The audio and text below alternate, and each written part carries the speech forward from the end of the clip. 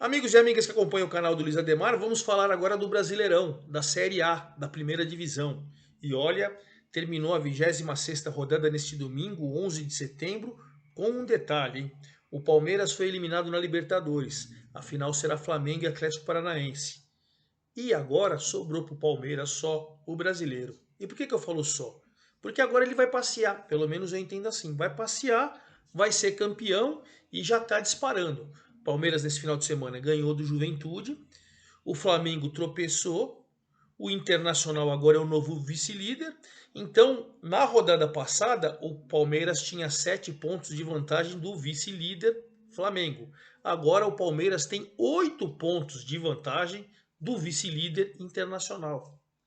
Com um campeonato só, com o elenco que tem, com o treinador que tem, olha, eu não acredito em hipótese alguma o Palmeiras perder o título brasileiro.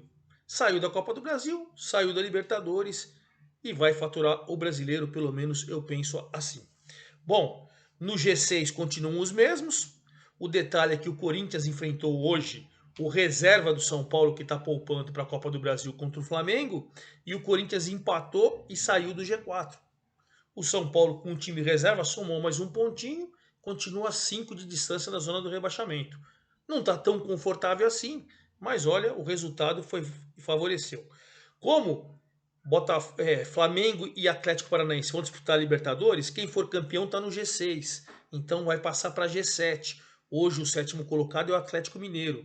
E com o detalhe, a Copa do Brasil, Flamengo, Corinthians e Fluminense, só o São Paulo não está no G4. Quem for campeão desses times vai abrir para o G8. Hoje, o oitavo colocado na zona de Libertadores é o América. Então, o Atlético Mineiro e o América, os dois times de Belo Horizonte, estão também vislumbrando a Libertadores. Vou passar todos esses detalhes para vocês e tudo sobre a 26ª rodada, mas antes de mais nada, vou convidá-los a fazer inscrição aqui no canal do Luiz Ademar, ativar o sininho, cada novo vídeo você vai sendo avisado, hein? Hoje eu já gravei a Série B, hoje eu já gravei a Bzinha aqui do Campeonato Paulista, estou gravando agora a Série A, vou gravar a Série C, a Série D, enfim, tudo para você, certo?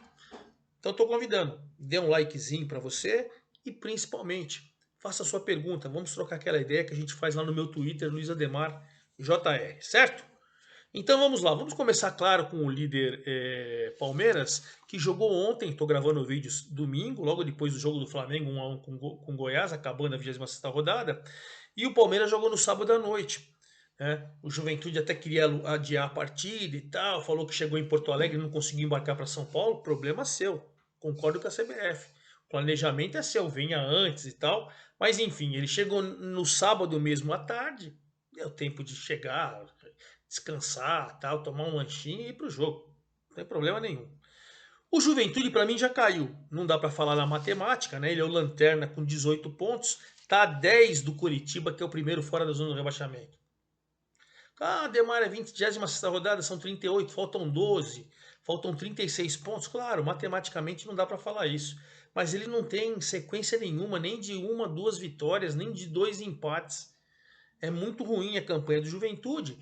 E olha que ele endureceu o jogo pro Palmeiras, hein? Endureceu o jogo pro Palmeiras. O Rony fez 1 a 0 pro Palmeiras, né? Aí o Juventude ainda com o Guilherme Paredes chegou a empatar o jogo. E aí o Zé Rafael numa cobrança de escanteio, a bola parada do Palmeiras sempre muito forte. O Zé Rafael de cabeça fez 2 a 1. Palmeiras foi a 54 pontos, segue na liderança, agora com 8 em cima do Inter, né? 9 em cima do Flamengo, 9 em cima do Fluminense, 10 em cima do Corinthians, né? E 11 em cima do Atlético Paranaense, se a gente for resumir ao G6. Não vai dar para pegar, pelo menos eu penso assim. Vamos acompanhar rodada a rodada e eu passo tudo isso para vocês. O novo vice-líder agora é o Internacional, hein? O Internacional, verdade seja dita, suou, hein? Ele suou para ganhar do Curitiba por 1 a 0. No final do jogo, marcaram um pênalti do Edenilson. Eu acho que foi em cima do André, do Valdívia. Aí o árbitro, o Fofá chamou e falou: dá uma olhada que não foi. Aí o árbitro foi lá, viu que realmente não foi e pegou e cancelou o pênalti pro Cuiabá. Quase o Cuiabá empata. Mas com o gol do alemão, moleque bom de bola, artilheiro, o Internacional mesmo no sufoco, venceu por 1-0, foi a 46, é o novo vice-líder, subiu 2 posições e olha, colocou o Cuiabá de novo na zona do rebaixamento. Como o Coritiba ganhou na rodada, o Cuiabá perdeu, o Cuiabá agora é o 17º com 26 e o Coritiba foi para 28, saiu. Então o Cuiabá voltou na zona do rebaixamento, vai ter que batalhar aí para não cair. E o Inter tá tranquilão, né? Campanha muito boa, Mano Menezes colocou o time no prumo.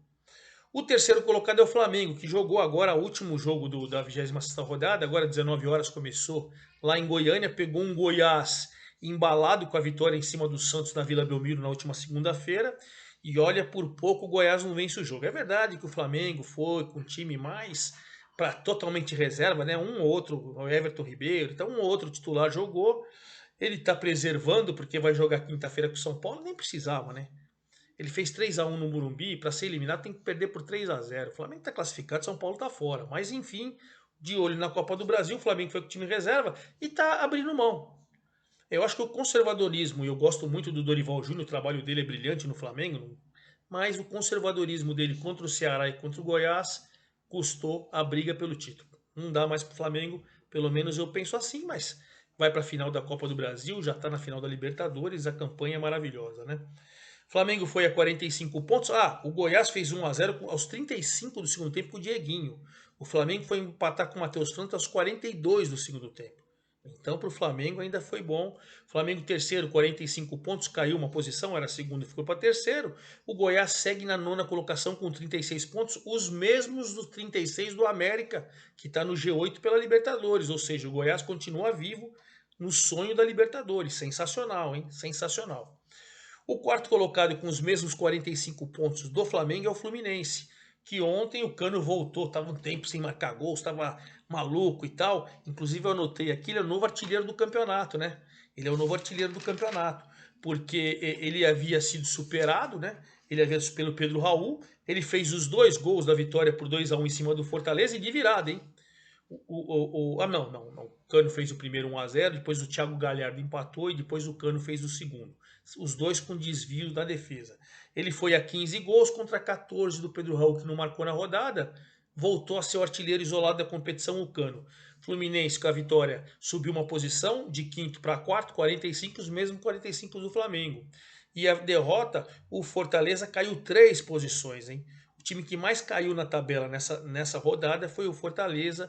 Ele caiu agora para 15º, ele era 12º, ele foi para 15º, tem 30 pontos, mas ainda está a 4 da zona do rebaixamento, ainda respira com tranquilidade. O Corinthians jogou nesse domingo, eu comentei o jogo pela Super Rádio, o São Paulo foi com o time todo reserva. Todo reserva, só o Felipe Alves que é titular, mas ele não pode jogar na Copa do Brasil, porque ele já jogou pelo Juventude. Então vai ter que jogar o Jandrei.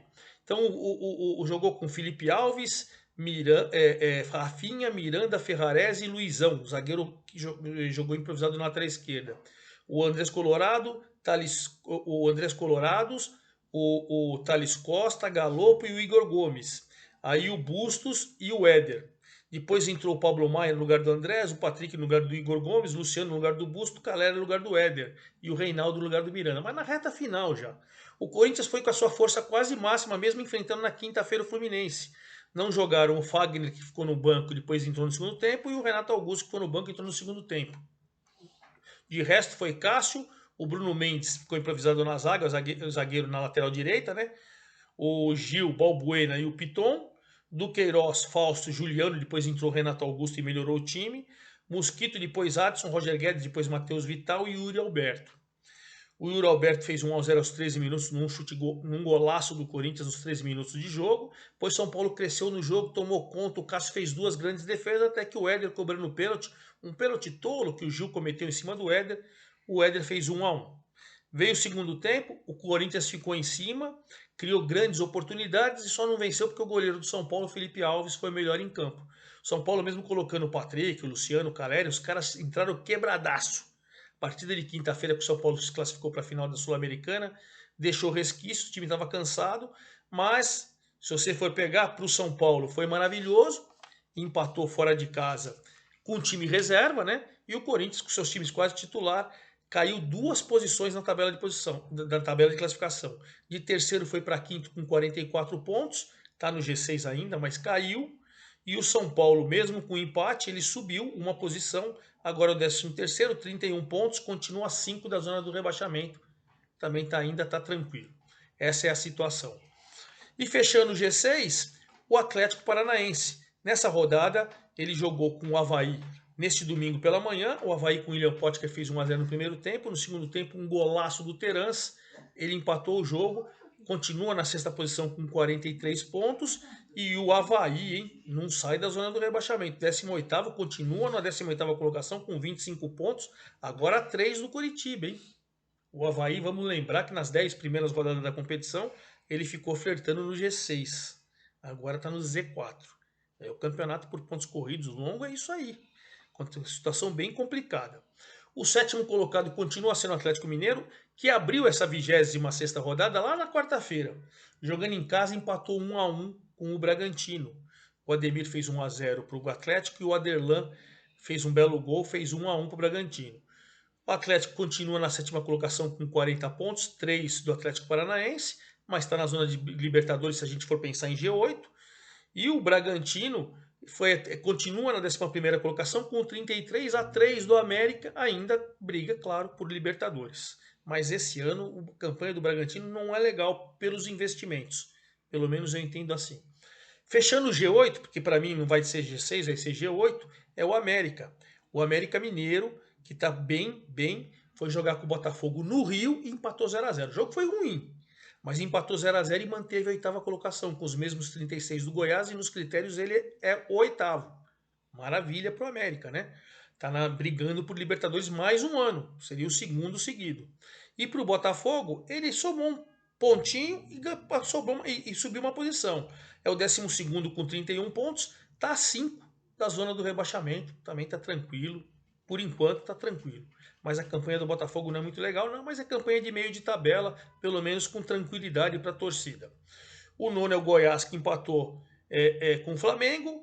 E o 10º é o Santos, hein? Perdeu mais uma. Empatou com o Cuiabá, perdeu do Ceará e agora...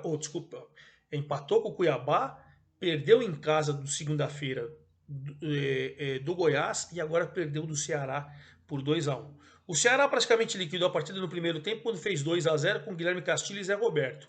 No segundo tempo, num erro de saída do Ceará, o Marcos Leonardo fez 2 a 1 e apesar de uma pequena pressão do Santos, o Santos perdeu.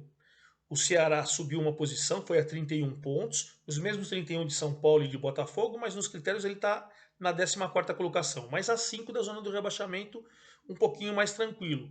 O Santos continua na 10ª posição, mas agora ele tem 34 a 2 do América. Dá para brigar pelo G8, dá para brigar. Mas o problema é que o Santos não se encontra. O Lisca, a campanha do Lisca no Santos é horrorosa, horrorosa. Mas enfim, veremos. E fechando as 16 primeiras colocações fora da zona de rebaixamento, o Coritiba, que saiu neste final de semana, neste domingo, vencendo o Atlético Goianiense, que também está penando, hein? O Atlético Goianiense investiu tudo na Sul-Americana, perdeu do São Paulo vai para a final, ele foi eliminado e ele está na penúltima colocação. Perdeu hoje do Coritiba 2 a 0, Aleph Manga e Fabrício Daniel. O Coritiba foi a 28, saiu da zona do rebaixamento e empurrou o Cuiabá. O Atlético com 22, ele está a 6 de sair da zona do rebaixamento. Olha, Juventude e Atlético Goianiense dificilmente, no meu entendimento, vão escapar, hein? A situação está muito complicada para todos.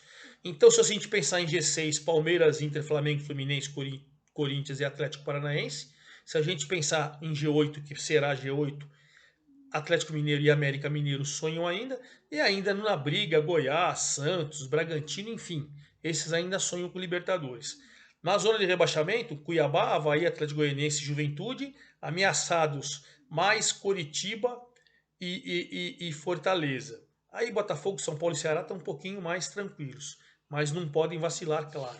Vamos então já projetar a 27ª rodada do Brasileiro, que vai ser só no final de semana. Esse meio de semana vai ser de Copa do Brasil.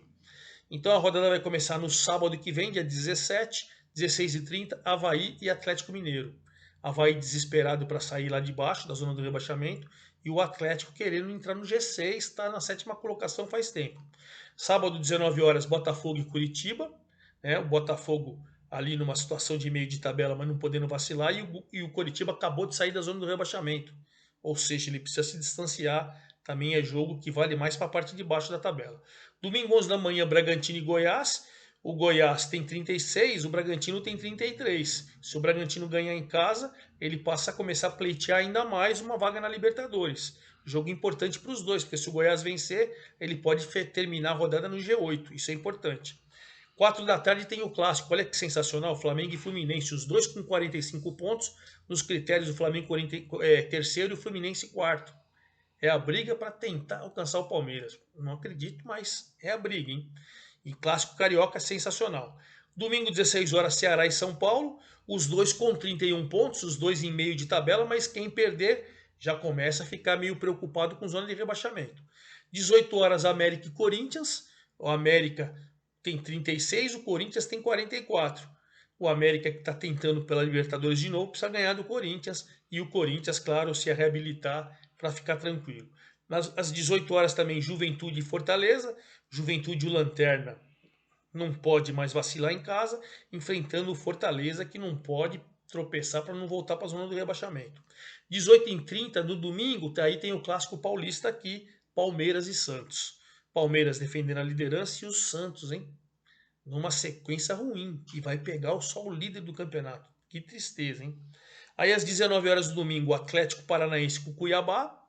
Cuiabá precisando sair da zona do rebaixamento, vai jogar lá em Curitiba com o Atlético. Que pauleira pro Cuiabá, hein? E aí a gente fecha a 27ª rodada na segunda-feira, quando o Dragão, o Atlético Goianiense, desesperado, enfrenta o vice-líder Inter, querendo ainda chegar no líder Palmeiras. E claro, na segunda-feira que vem, quando acabar todas a rodada, né, todos os jogos terminaram e acabar a rodada, a 27ª, eu venho com o boletim do Brasileirão para você. É isso aí, forte abraço a todos, até a próxima.